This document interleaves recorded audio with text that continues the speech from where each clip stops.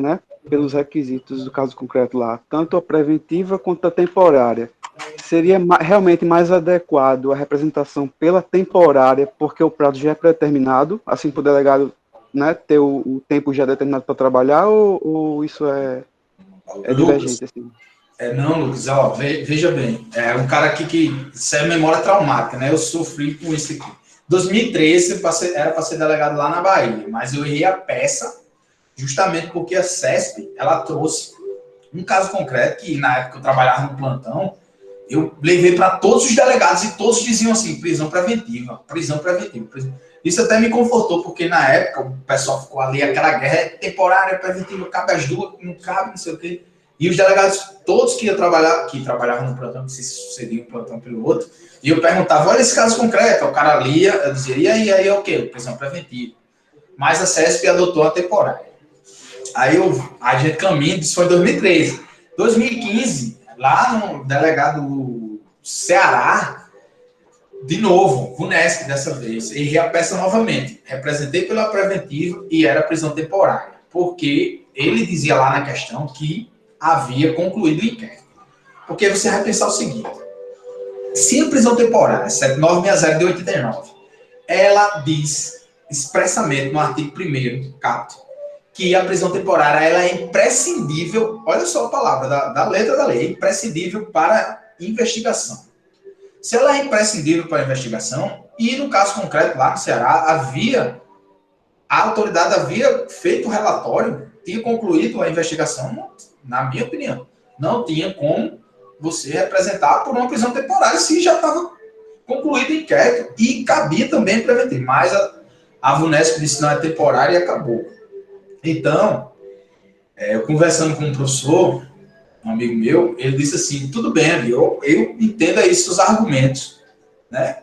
Concordo com seus argumentos. Agora me diga aqui, meu amigo, a prisão temporária é mais benéfica ou é mais gravosa ao investigado?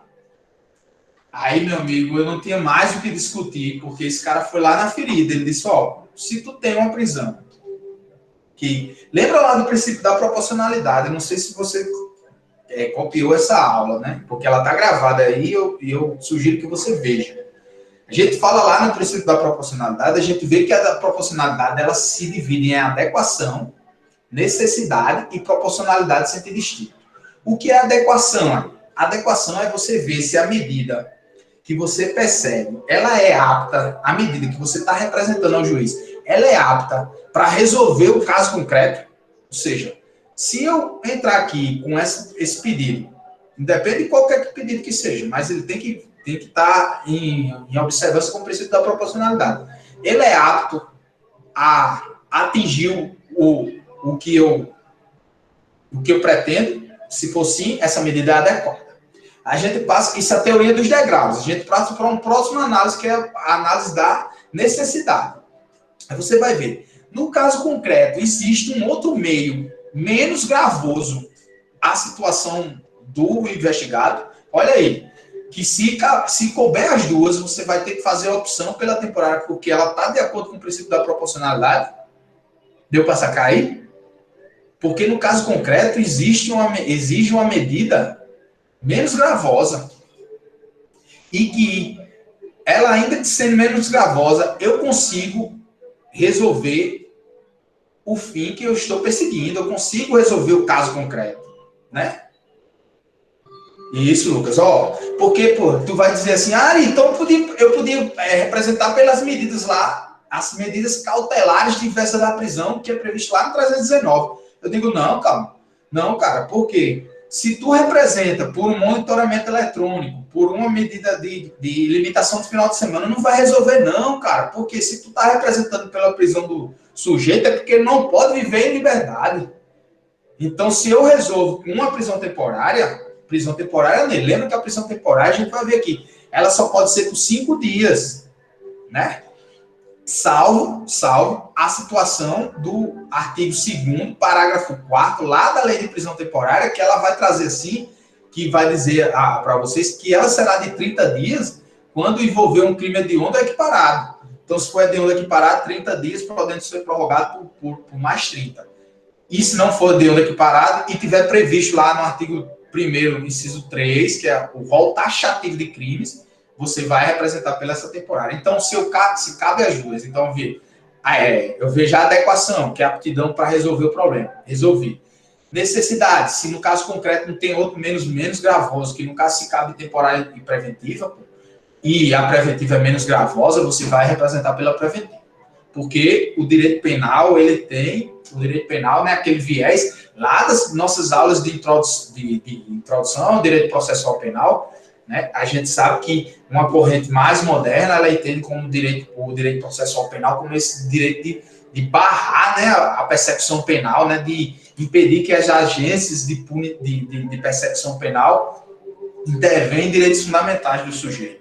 Então, eu tenho a adequação, a necessidade e a proporcionalidade sentido estrito. O que seria a proporcionalidade sentido estrito? É que eu vou mitigar ali, no caso concreto, eu tenho que fazer esse sopesamento, porque de um lado eu tenho a proteção deficiente e de um lado eu tenho a proibição do excesso. O Estado, nas medidas que a gente intervém como agente estatal, a gente tem que ter essa ideia de tanto não deixar um bem jurídico desprotegido, que no caso é a ordem pública, né? No caso concreto, lá, analisando o crime, pode ser os direitos de uma pessoa, bem jurídicos protegidos, e também a gente não pode agir com medidas excessivas, né? Medidas que ela extrapole, né, além do necessário. Tranquilo? Essa é uma discussão muito mais aprofundada, mas, assim, que em linha geral chega a responder um questionamento que eu passei por muito tempo debruçando, assim, pela doutrina, porque nossa função é essa, né? É a gente tentar exaurir o tema que é o máximo, né? Um mar de oceano, né? Um palmo de profundidade. A gente não desce muito aos detalhes, a gente não vai... a gente desce até o estritamente necessário para você sobreviver e acertar a questão. Tranquilo? Se quiser aí uma orientação aí para o mestrado, doutorado, aí é com o Wendel e com o antes, né?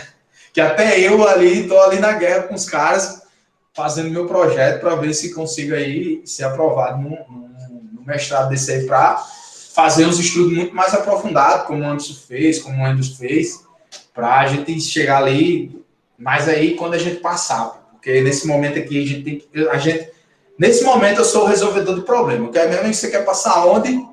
Quero passar aqui, na PCPB. Então vem comigo que eu vou te mostrar a solução para passar na PCPB.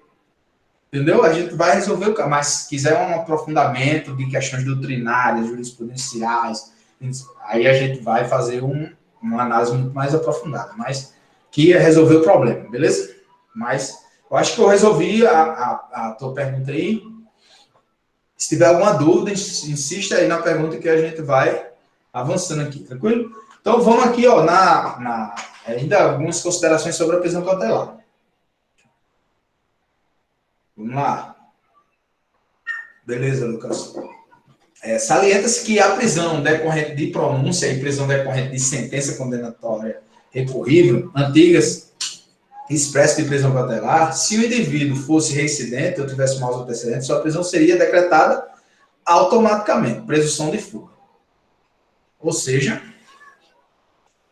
a gente teria uma presunção de que, pelo fato de ser reincidente ou ter maus antecedentes, que o sujeito já iria fugir, e aí a gente decretava essa prisão preventiva com base numa análise ainda superficial, tranquilo? Atualmente, as duas prisões já não existem mais, pelo menos pelas modalidades autônomas de prisão cautelar.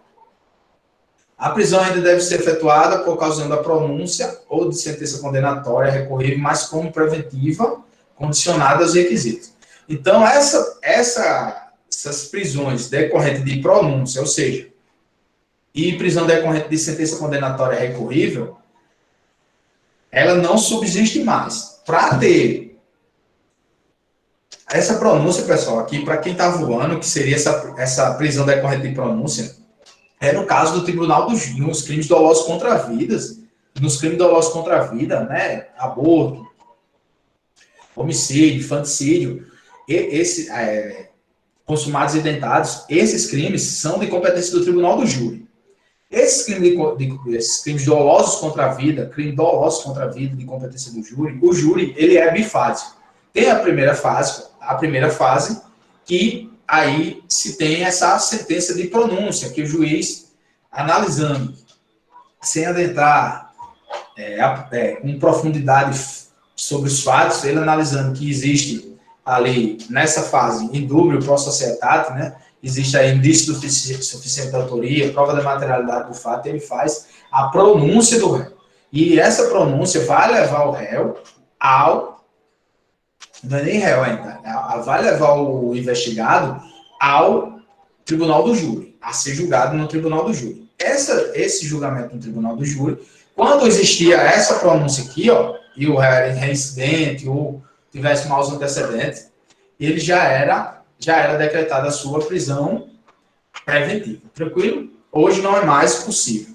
Para ser com a prisão de pronúncia, com a prisão de pronúncia, ele tem que estar aqui, fundamentado aqui, no artigo 12 ou 13 do CPP. Lembre que aqui não pode ter prisão temporária. Por que não pode ter prisão temporária? Prisão temporária é imprescindível para as investigações. Vou repetir de novo.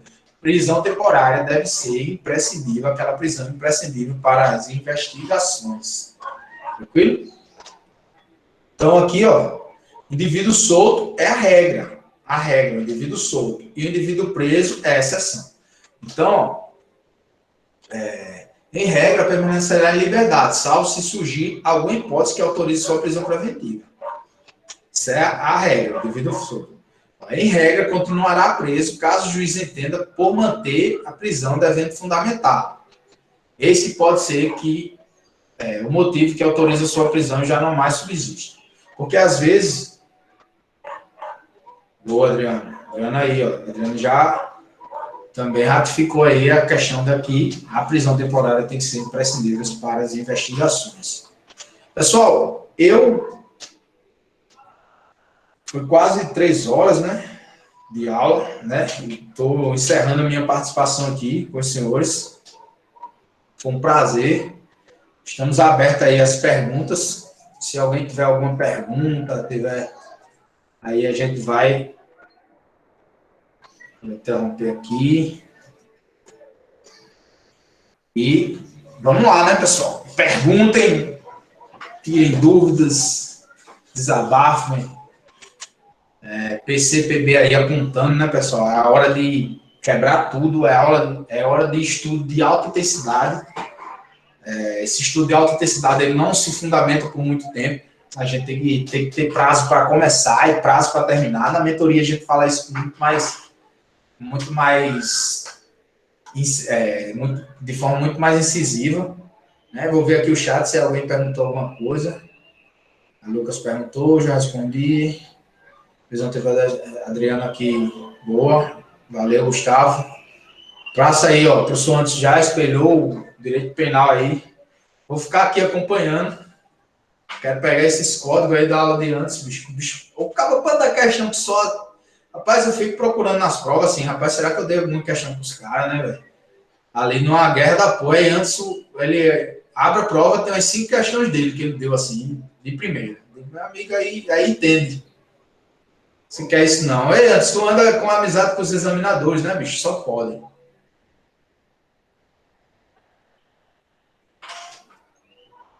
Tá. Ele tá focado demais. Mas aproveitando o ensejo, Ari, parabéns. A aula foi show, show. Pena que eu cheguei um pouco atrasada. Pouco não, muito, né? Mas foi show mesmo, viu? Parabéns, parabéns. Obrigado, Adriana. A gente monta aqui, bicho, com muito carinho, né? A gente já tá nessa batalha há muito tempo e a gente tem muita empatia, né? Com quem tá ali. Se desenvolver qualquer projeto que a gente desenvolve ali com uma vontade enorme de contribuir, nem que seja um pouquinho com a aprovação de vocês, né? Porque assim, a gente tá há muito tempo aí, a gente vê o quanto é doloroso, né? Passar por esse deserto. Muita gente ficando pelo caminho, muita gente boa, né? Colocando um monte de você vai aparecer um monte de oportunidade, né, para você, vai ter muita coisa aí que vai surgir no seu caminho que pode lhe tirar, né, dessa jornada. Mas quando a gente quando eu resolvi passar para nesse concurso que eu queria, né, desistir não é uma opção, não tem como desistir. Eu vou até quando o Papai do Céu dizer que dá para ir. Então, a gente vai, ninguém fica para trás. Vejo aqui que a galera, principalmente essa galera aqui, tem quanto? Na sala hoje tem ali uns 17 pessoas. Meu amigo, essa galera aqui, eu não tenho dúvida que nesses dias aí vai passar um concurso, pô. Não tem erro, vai passar. Vai passar no concurso que você se determinou a estudar com seriedade, com renúncia. Papai do Céu vai ali e vai honrar todos esses seus esforços, beleza? Foi um prazer estar com vocês. Obrigado, Adriano. Obrigado, Gustavo aí. Obrigado, Tamara. Essa galera, Lucas, que veio aí, Giberlan. Essa galera que está sempre aí interagindo com a gente, engajado. Tamo junto. Manda as ordens aí, qualquer coisa. Pode contar comigo aí na aprovação dos senhores. É um prazer enorme estar todos os sábados aqui para os senhores. E a gente vai marcar aí, mais, quando estiver mais próximo das provas aí, a gente